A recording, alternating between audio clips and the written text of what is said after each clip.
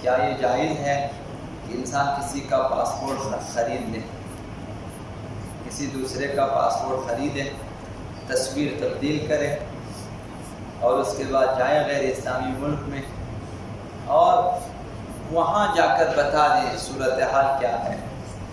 مثلا حقیقت بتا دے کہ بھئی میں کسی اور کے پاسپورٹ پہ آیا ہوں، تو کیا یہ عمل جائز ہے؟ حضرت آیت اللہ سیستانی سے سوال کیا تو انہوں نے جواب دیا کہ یہ کام جائز نہیں ہے، کہ کسی غیر قانونی اور 2 نمبر پاسپورٹ پہ سفر کرنا، اگرچہ غیر اسلامی ممالک میں کیوں نہ ہو، کسی اور کا پاسپورٹ خرید کر اس کی تصویر تبدیل کر کے اپنی تصویر اس پہ چسپان کر کے، مثلا جیسا کہ آپ کو معلوم ہے کہ اس قسم کا کاروبار ہوتا ہے، تو یہ جائز نہیں ہے، شریعت اسلام میں یہ کام حرام ہے۔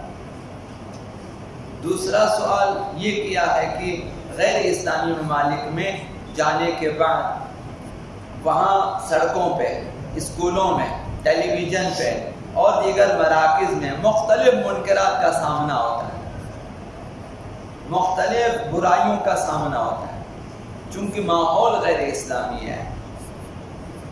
جبکہ یہ لوگ جو ایسے ماحول میں رہتے ہیں یہ کسی بھی اسلامی ماحول کی طرف سفر بھی کر سکتے ہیں، لیکن اگر اس ماحول کو چھوڑ دیا اور کسی اسلامی ماحول کی طرف سفر کیا تو مشکلات اقتصادی ہے اور رفاہی ہے، وہاں زیادہ آسائش اور سہولیات ہیں، کسی اسلامی ماحول میں کم تر سہولیات ہیں، اقتصادی حالت کمزور ہے اور سہولتیں کم ہیں زندگی کی، اتنا فرق ہے۔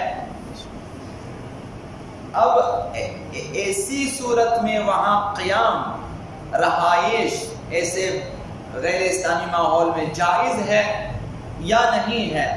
اگر جائز نہیں ہے تو کیا اس جبران کے لیے، چونکہ جائز نہیں پھر بھی میں وہاں رہتا ہوں لہٰذا اس کو جائز کرنے کے لیے تبلیغات کریں، تبلیغ شروع کر دیں دین اسلام کی، اور مثلا بعض لوگوں کو واجبات بتا دیں، بعض لوگوں کو محرمات بتا دیں، تبلیغ کریں، تو کیا اس تبلیغ کی وجہ سے وہاں رہنا جائز ہو جاتا ہے؟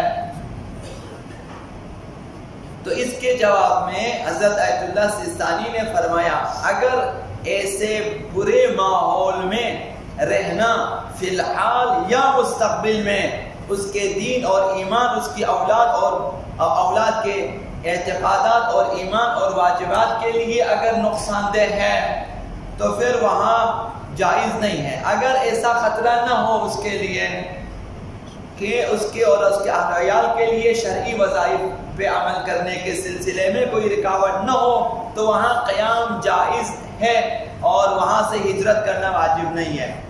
اگر ایسا خطرہ موجود ہے تو وہاں قیام حرام ہے، بھلے وہ تبلیغ بھی کرتے رہیں تب بھی وہاں رہنا حرام ہے، چونکہ مستقبل میں دین کے لیے خطرہ ہے، اس کے ایمان کے لیے خطرہ ہے، اگرچہ فی الحال خود مبلغ ہی کیوں نہ ہو۔ تو واجبات کی اہمیت اس قدر ہے کہ کسی غیر اسلامی ماحول میں رہنے کے لیے شرط اولین یہی ہے کہ واجبات پہ عمل کر سکتا ہے، نہیں کر سکتا، اگر نہیں کر سکتا رہنا حرام ہے۔ کیا ترک محرمات ممکن ہے وہاں؟ اگر ممکن ہے ٹھیک آپ رہیں، اگر یہ ممکن نہ ہو تو وہاں رہنا حرام ہے۔ تو واجبات کی اہمیت ہے اسلام میں، اس لیے حضرت آقا امام حسن مجتبی علیہ السلام ارشاد فرماتے ان اللہ تعالی بمنہ ورحمتہ لما فرض علیکم الفرائض، خداوند متعال نے اپنی رحمت سے، اپنی عنایات سے لوگوں پہ جو واجبات فرض کیے ہیں، لم یفرض ذلک علیکم لحاجت منہ الیہ، اس لیے تمہارے اوپر واجبات کو جو ہے واجب نہیں کیا، اس لیے ترک محرمات کو تمہارے لیے لازم قرار نہیں ہے، خدا کو ان کی ضرورت ہے، خدا کو اس کی ضرورت نہیں ہے، بل رحمت منہ الیکم، بلکہ تمہارے اوپر خداوند متعال نے چاہا کہ رحمت کرے، اس لیے واجبات کو خداوند متعال نے تمہارے اوپر فرض کر دیا ہے۔ اب امام حسن مجتبی علیہ السلام فرماتے ہیں کہ یہ واجبات تمہارے اوپر خداوند متعال اپنی رحمتوں کے نزول کے لیے فرض کر دیا ہے۔ لا الہ الا ہو لیمیز الخبیث من الطیب، خداوند واجبات کے ذریعے چاہتا ہے کہ بروں کو اچھوں سے جدا کر دے، نیک سیرت نیک باطن لوگوں کو بد سیرت لوگوں سے جدا کر دے۔ تو یہ واجبات وہ معیار ہے، اچھے برے کی تمیز انہی واجبات کے ذریعے ہوتی ہے۔ جو واجبات کو اہمیت دیتا ہے وہ اچھوں میں شامل ہے۔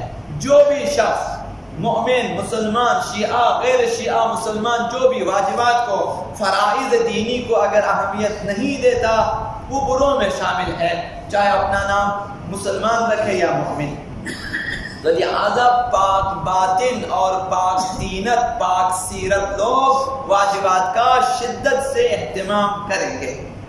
خداوند متعال نے جنت کی کم ترین قیمت انجام واجبات کو قرار دیا ہے اور ترک محرمات کو، کہ جنت تمہیں ملے گی، اس کی کم ترین قیمت یہی ہے کہ واجبات پہ عمل کریں اور محرمات کو ترک کریں، چونکہ خداوند متعال ارحم الراحمین ہے، اپنے بندوں کو دوست رکھتا ہے، اس لیے انجام واجبات اور ترک محرمات کو جسمانی صحت کے لحاظ سے ضعیف ترین شخص کی توانائی کے مطابق قرار دیا ہے۔ جو شخص کم ترین جسمانی صحت رکھتا ہے اس کے لیے بھی واجبات قرار دیا ہے، ترک محرمات اسی کے حساب سے بھی مثلا قرار دیا ہے۔ یہ فرمائش حضرت آقا امام رضا علیہ السلام ہے، فرمائے انما وضعت الفرائض علی قدر اقل الناس طاقتا من اہل الصحہ، صحت مند لوگوں میں جو ضعیف ترین شخص ہے اس کے مطابق قرار دیا ہے۔ تو جسمانی توانائی کے لحاظ سے ضعیف ترین شخص مثلا کون ہو سکتا ہے؟ ایک شخص جو مفلوج ہے، زمین گیر ہے، مثلا بستر پہ پڑا ہوا ہے، نہ ہل سکتا ہے، تو خداوند متعال نے اس کے لیے بھی واجبات قرار دیا ہے کہ تو اپنی توانائی کے حساب سے تمہاری ذمہ داری ہے۔ مثلا وہ نماز پڑھے، نماز کس طرح پڑھے؟ مثلا لیٹے ہوئے نماز، آنکھوں کے اشارے سے مثلا نماز پڑھے، دائیں پہلو بائیں پہلو نماز پڑھے، ہاتھوں کے اشارے سے نماز پڑھے۔ تو جس میں جس قدر توانائی ہے خدا متعال نے واجبات کو فرض کر دیا ہے۔ تو لہذا خداوند متعال فرماتا ہے کہ وہ شخص جو بستر پر ہے وہ بھی اپنی طاقت توانائی کے حساب سے واجبات کو انجام دے، محرمات کو ترک کرے۔ اس سے زیادہ انجام واجب اور ترک حرام خداوند متعال نے لازم قرار نہیں ہے۔ روزہ رکھ سکتے ہو رکھو، نہیں رکھ سکتے واجب نہیں ہے۔ جب تک جسمانی طاقت موجود ہے خداوند متعال نے جو ہے واجبات کو فرض کیا ہوا ہے۔ تو لہذا انجام واجبات مہم ترین چیزیں ہیں، ترک محرمات مہم ترین چیز اسلام میں، کہ مومنین کو چاہیے کہ اس کی طرف خصوصی توجہ دیں۔ کمزور ترین شخص کو بھی خداوند متعال نے اجازت نہیں دی ہے کہ واجبات کو ترک کریں یا محرمات انجام دیں۔ تو یہ وہ معیار ہے۔ تمام یہ جو مسائل ہیں کہ غیر اسلامی ماحول میں جانا، وہاں رہنا، وہاں رہائش پذیر ہونا، وہاں قیام کرنا وغیرہ، یہ جو ہجرت مجرت وغیرہ، اس سارے مسائل میں معیار یہی ہے۔ دین کا نقصان ہوتا ہے جائز نہیں ہے، نہیں ہوتا جائز ہے۔ بسمک العظیم العظم العز الجل الاکرم یا اللہ